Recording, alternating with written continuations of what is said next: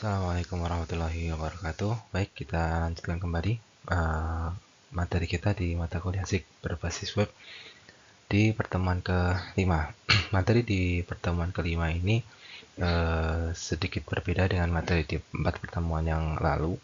Di 4 pertemuan yang lalu kita fokus bagaimana membangun konten sebuah halaman, bagaimana membangun sebuah halaman web dan interaksi halaman web tersebut dengan penggunanya. Nah, sekarang kalau di yang lalu kita fokus ke kontennya, ke data atributiknya, di pertemuan yang kelima ini kita akan mulai mencoba bangun bagaimana cara menyisipkan data spasial pada halaman web yang akan kita bangun. Di sini kita menggunakan salah satu fitur yang terdapat pada JavaScript, yaitu Leaflet.js. Apa itu Leaflet.js? Leaflet.js adalah suatu library open source atau bisa dikatakan sebuah kumpulan fungsi ya, yang bisa digunakan untuk menampilkan peta interaktif pada halaman web yang sudah kita bangun. Jadi di Leaflet ini menyediakan sebuah interface ya, jadi web map interface, web map API, Application Program Interface, yang memudahkan kita sebagai developer untuk menampilkan peta berbasis tile. Jadi tile itu seperti kotak yang disisipkan pada halaman web, yang kotak itu bisa menampilkan data peta spasial, data spasial yang berupa peta. Pengguna peta juga bisa nantinya setelah peta tersebut bisa ditampilkan pada halaman web kita yang kita bangun, pengguna atau orang yang mengakses halaman web kita bisa melakukan interaksi dengan menggunakan fungsi yang telah disematkan pada leaflet. Jadi web map API itu adalah sebuah interface yang menyediakan layanan kepada developer agar dapat menggunakan fitur tile tadi ya, sebuah kotak yang menampilkan peta spasial dari host yang lain dari web map service kalau saya katakan ya pada sebuah halaman web.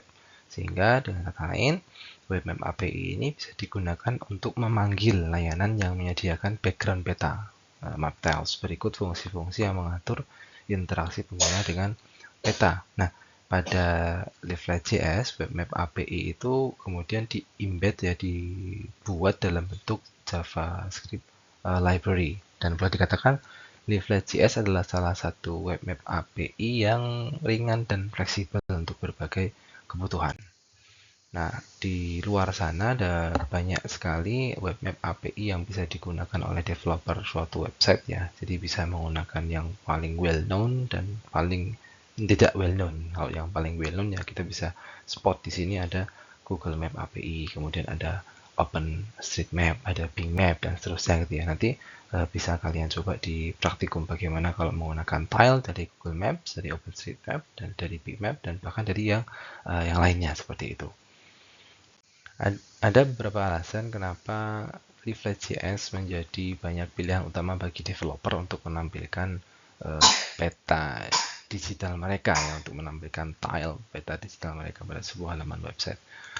Secara umum, alasan yang dipilih adalah ringan dan cepat, ya, extremely lightweight, ukuran filenya kecil, tidak perlu diinstal, bahkan bisa dipanggil sebagai external function seperti yang kita sampaikan di pertemuan dengan JavaScript ya. Sehingga ini membuat Leaflet.js ini sangat efisien untuk membangun sebuah halaman website. Kemudian bisa dikatakan Leaflet.js itu sederhana dan sangat mudah digunakan. Artinya apa? Artinya sintak-sintak yang dituliskan pada Leaflet.js itu adalah human language ya, menyerupai bahasa manusia seperti pada JavaScript, sehingga sintaknya itu mudah dipahami terutama bagi pemula ya. Kemudian alasan yang lain adalah karena Leaflet.js itu fleksibel. Artinya apa? Artinya Leaflet.js bisa dikombinasikan dengan berbagai sumber data dan plugin-plugin yang lain. Nanti akan kita lihat apa saja plugin yang bisa kita explore dengan Leaflet.js ini. Kemudian ada juga komunitas yang besar. Kenapa ini menjadi sebuah keuntungan? Karena dengan adanya komunitas yang besar, segala macam error, segala macam kesulitan ketika kita melakukan scripting itu bisa kita cari solusinya ya di komunitas tersebut. Ini beberapa contoh komunitas pengguna Live.js cukup banyak ya. Saya sampaikan di sini 3 grup besar yang bisa kalian akses ketika kalian nanti ketemu error atau ketemu kesulitan ketika scripting dengan Live.js. Di Google Group ada, di GIS Tech Exchange ada, di Stack Overflow juga ada. Nah, ini komponen-komponen yang menyusun Live.js. Apa saja komponen-komponen yang menyusun Live.js? Ada 9. Yang pertama ada peta, map, kemudian ada tile layer, ada marker, pop-up, event, control, vector layer, plugin, dan service. Beberapa istilah sudah pernah kalian temui ketika kita berdiskusi terkait dengan JavaScript ya, event, control, kemudian pop-up. Itu adalah beberapa istilah yang sudah kalian temui ketika kita membahas terkait dengan JavaScript. Baik, komponen yang pertama adalah komponen map. Komponen ini adalah komponen yang menjadi dasar, yang menjadi basic untuk komponen yang lain. Di sini kita bisa menyisipkan beberapa fungsi atau beberapa perintah, sehingga perintah itu kemudian akan dieksekusi oleh browser untuk bagaimana menampilkan peta yang ditampilkan pada sebuah halaman web yang akan kita bangun. Di komponen map ini, developer bisa mendefinisikan ukuran peta. Di sini user atau developer bisa mendefinisikan berapa panjang dan lebar dari peta yang akan ditampilkan di halaman web yang akan kalian bangun. Kemudian setelah itu kita bisa ngeset koordinat titik tengah dari peta tersebut. Artinya apa? Artinya ketika kita mengeksekusi file HTML kita, maka otomatis akan muncul peta yang titik tengah itu di situ. Misalkan kita ngeset titik tengahnya berada di Yogyakarta, maka begitu kita klik script HTML kita, maka akan muncul peta yang titik tengah tampilannya itu berada di kota Yogyakarta. Kemudian yang kedua, yang berikutnya, kita juga bisa mengeset level kedalaman dari zoom peta tersebut. Jadi misalkan kita set levelnya besar, berarti dia zoomnya paling besar. Kalau kita set zoomnya kecil, berarti dia zoomnya paling kecil. Nah, kemudian setelah kita mendefinisikan fungsi-fungsi tadi, kita perintahkan JavaScript untuk menambahkan itu pada script HTML dengan menggunakan perintah add to map. Add to map ini. Nah, berikutnya adalah komponen tile layer. Ini yang penting. Jadi setelah kita mendefinisikan behavior dari peta yang akan ditampilkan, berikutnya adalah kita mendefinisikan seperti apa tile yang akan ditampilkan. Ya, ini disebut juga dengan base map-nya. Ya, base map-nya. Istilah lain bisa dikatakan sleepy map. Ya, komponen yang menyediakan latar belakang pada peta pada sebuah web map. Nah, peta latar yang disediakan ditampilkan dalam bentuk kotak, makanya disebut dengan tile ya, kotak yang memiliki tampilan yang berbeda pada zoom level yang berbeda. Ini tergantung dari level zoom yang kita set di map tadi, di komponen pertama di map ya. Nah, untuk memanggil fungsi tile layer ini bisa kita ketikkan pada script Live.js kita l.tileLayer. Jadi ini memanggil layer peta latar belakang dari berbagai sumber. Misalkan tadi ya di awal sudah kita sebutkan. Bisa dari OpenStreetMap, bisa dari Google Map API, bisa dari Esri dan sebagainya. Komponen berikutnya adalah marker. Ini marker digunakan sebagai penunjuk ya, simbologi sederhana untuk merepresentasikan suatu titik ya pada peta yang kita bangun. Nah, sebagai catatan, simbologi ini bisa diatur dan bisa diubah, bisa di-set bentuknya, bisa di-set ukurannya sesuai dengan tema yang sedang dibangun oleh developer. Dan untuk memanggil fungsi ini pada script Live.js kita, maka bisa dipanggil dengan menggunakan fungsi l.marker. Ya, jadi marker ini biasanya digunakan untuk mendefinisikan data lokasi. Misalkan kita mau menitik kosnya A, atau kita mau menitik tempat makan yang paling murah, titik. Nah, menggunakan fungsi l.marker ini. Nah, komponen berikutnya adalah pop-up. Pop-up itu berarti nanti kalau di JavaScript ya, pop-up itu berarti adalah sebuah event yang akan muncul ketika kita mengklik poin tertentu. Klik gitu dia akan muncul tuh, nah, jendela kecil yang berisi tentang informasi atributik dari marker yang telah kita set di awal. Ya, jadi pop-up ini bisa kita aktifkan dengan fungsi l.marker.bind pop-up. Fungsi berikutnya atau komponen berikutnya adalah event. Nah, event ini adalah sebuah kejadian ya, sama seperti di JavaScript ya. Dia adalah sebuah interaksi yang bisa kita lakukan dengan peta yang kita bangun dengan basisnya adalah tadi event.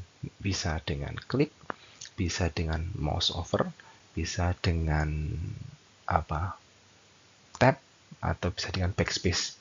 Artinya event ini adalah sebuah kejadian yang dipicu oleh uh, apa namanya respon dari pengguna kita ya. Misalnya kita melakukan klik di satu titik, kemudian kita set di script kita, kalau diklik di sini maka berubah seperti itu, kalau diklik di situ maka berubah seperti ini. Nah, ini event namanya. Komponen berikutnya adalah kontrol. Kontrol pada leaflet merupakan pelengkap muka peta yang bisa kita tambahkan dengan fungsi l.control dalam leaflet.js. Nah, kontrol ini tentu tidak secanggih menu kontrol yang ada pada ArcGIS online ya. Di sini kontrolnya sederhana, di mana kontrol ini hanya akan menampilkan tombol zoom pada peta, kemudian bisa menampilkan menu pencarian, atau bisa memilih layer yang mau ditampilkan pada tile map yang sudah kita bangun. Nah, contohnya seperti ini. Misalnya kita mau mengganti background petanya gitu kan, dari grayscale menjadi street, maka kita bisa membubuhkan ini dengan sebuah l.control function, dengan sebuah fungsi. Scriptnya adalah l.control. Kemudian yang berikutnya ada komponen vector layer atau layer vector. Menariknya, di Leaflet.js itu bisa membubuhkan data spasial dengan jenis vektor. Wah, ini menarik ini. Kalau raster kita tahu ya, ketika kita zoom dengan tingkat kedalaman tertentu, maka dia akan pecah. Tapi berbeda dengan raster, kalau vektor mau di zoom sampai titik terkecil pun dia masih tidak pecah. Nah, raster ini biasanya kalau di bidang kita digunakan untuk menambahkan informasi areal. Misalkan kita mau menambahkan area perkebunan, area perhutanan, area kampus, area perbelanjaan. Nah, itu bisa kita tambahkan dengan menggunakan fungsi l.polygon ya, l.polygon. Atau misalkan kalian sudah punya file SHP, hasil digitasi dari peta rupa bumi gitu ya, kalian digit kontur katakanlah, terus kalian mau menyisipkan kontur hasil digitasi kalian ke tile layer, itu bisa dengan menggunakan l.polygon. Nah, kemudian komponen berikutnya adalah plugin. Nah, plugin ini intinya adalah pelengkap. Pelengkap apa? Pelengkap dari menu-menu yang sudah ada. Pelengkap dari komponen-komponen yang sudah ada di slide-slide sebelum tadi. Ada cukup banyak plugin yang bisa kalian explore. Sama seperti di OpenStreetMap ya, plugin itu menambah fungsi atau menambah fitur pada sebuah aplikasi. Di sini pun sama, Leaflet.js dengan adanya plugin, maka fitur-fitur yang ditawarkan menjadi lebih banyak lagi. Ada beberapa plugin yang saya tampilkan di sini ya, ada Leaflet Provider, SD Leaflet, Leaflet Absent Marker, Leaflet Photo. Ini bisa dibaca sendiri terkait dengan nama plugin dan fungsinya. Nah, kemudian komponen berikutnya adalah service. Apa service ini? Service ini adalah data tambahan yang dapat dimuat pada tile leaflet yang telah kita bangun dengan menggunakan layanan WMS atau Web Map Service. Apa itu WMS? Kita akan bahas ini di pertemuan minggu depan terkait dengan WMS. Yang jelas ini adalah ini adalah data tambahan yang telah kita bangun, yang telah kita develop sebelumnya, atau bahkan di-develop oleh orang lain ya, sehingga kita bisa memanggil data spasial tersebut, data spasial yang sudah di-develop oleh orang lain ke dalam peta kita sendiri ya, sehingga nanti modelnya kayak overlay gitu ya, overlay dengan peta yang lain gitu, sehingga ini struktur datanya. Jadi ketika kita akan menggunakan Leaflet.js, kita perlu menyiapkan 3 komponen dasarnya. Yang pertama, kita perlu menyiapkan peta dasar, kemudian kita tambahkan peta yang telah kita siapkan tadi, kemudian kita sisipkan informasi berupa marker dan pop-up untuk menambah informasi dari peta yang telah kita bangun. Bagaimana eksekusinya? Bagaimana menyisipkan peta atau bagaimana memanggil peta dengan menggunakan Reflect.js pada script HTML yang telah kita bangun. Kemarin kita sudah belajar bagaimana menyisipkan CSS dan JavaScript ya pada sebuah script HTML yang kita bangun. Nah, sekarang bagaimana menyisipkan Reflect.js pada JavaScript pada HTML yang telah kita bangun. Cukup sederhana sebenarnya. Jadi yang pertama, kalian harus pahami dulu bahwa cara pemanggilan Reflect.js itu bisa sama persis dengan JavaScript. Ya, Reflect.js itu bisa dipanggil dengan menggunakan dua cara, yaitu menggunakan link eksternal atau menggunakan unduhan ya, eksternal atau unduhan. Kalian kalau eksternal berarti kalian menyisipkan link untuk memanggil Reflect.js yang disisipkan oleh orang lain atau CDN. Kemudian kalau yang kedua local copy internal, berarti kalian harus mendownload template Reflect.js yang akan kalian gunakan pada script HTML yang kalian bangun ya. Nah, ini adalah struktur halaman HTML yang perlu kita pahami. Ini itu metadatanya. Kemudian bagian ini adalah konten yang tampil pada halaman web user. Jadi ini yang perlu kita pahami dulu. Kita recall kembali pengetahuan kita mengenai HTML ya. Ini adalah metadata dari konten yang kita bangun dan ini adalah isinya. Nah, di mana kita menyisipkan Reflect.js? Ini. Yang pertama, kita perlu load script dari CSS dulu, yaitu untuk keperluan visualisasi ya, visualisasi. Ini kita taruh di bagian metadata. Ini contohnya. Ini adalah contoh scriptnya. Jadi di bagian head/head kita sisipkan script CSS. Kemudian yang kedua, load script dari Reflect.js. Jadi setelah kita menyisipkan scriptnya CSS, kita sisipkan script dari Reflect.js di mana? Di metadata, masih di metadata, di head/head. Contohnya seperti ini. Jadi head/head. Jadi ada dua metadata yang sudah kita inputkan. Yang pertama adalah metadata dari CSS, yang kedua adalah metadata dari Reflect.js. Kemudian yang ketiga, kita buat container. Apa itu container? Wadahnya. Wadah di mana peta itu akan ditaruh, akan diedit, akan dimanipulasi. Nah, kalau sudah container itu berarti kita mau bodinya. Sudah bukan di metadata lagi. Nah, untuk menampilkan peta, kita harus membuat elemen container. Elemen container ini biasanya didefinisikan dengan menggunakan tag div. Seperti contohnya. Div ID, map, style, width berapa pixel, height berapa pixel. Di sini kita mendefinisikan berapa panjang dan lebar dari peta yang akan ditampilkan pada halaman website kita. Ini ya. Jadi, ingat komponen yang pertama tadi apa? Map. Ini komponen yang pertama. Nah, yang selanjutnya kita di sini membuat masih di komponen map. Di sini kita mendefinisikan centernya. Tadi ya masih di komponen map. Di komponen map kita bisa mendefinisikan center dari tile kita. Center itu artinya ketika kita klik, maka peta kita itu akan berbentuk tengahnya di mana? Ya, tengah dari center dari peta kita yang dibuka itu di mana? Di Jogja, di Kalimantan, di Laut Jawa, atau di mana? Nah, dengan menggunakan nih Var Map Option. Ini adalah lintang bujur. Kemudian kita juga bisa mendefinisikan kedalamannya atau zoomnya. Ya, ingat semakin besar berarti semakin gede peta yang akan kita tampilkan. Nanti kalau kita set 20 ya berarti semakin gede. Kalau kita nggak tahu itu daerah mana, bingung daerah mana sih? Gitu. Sehingga kita harus hati-hati dalam mengakses zoom level ini. Nah, yang berikutnya kita membuat objek petanya. Objek masih di komponen map ya ini. Kita definisikan variabelnya map.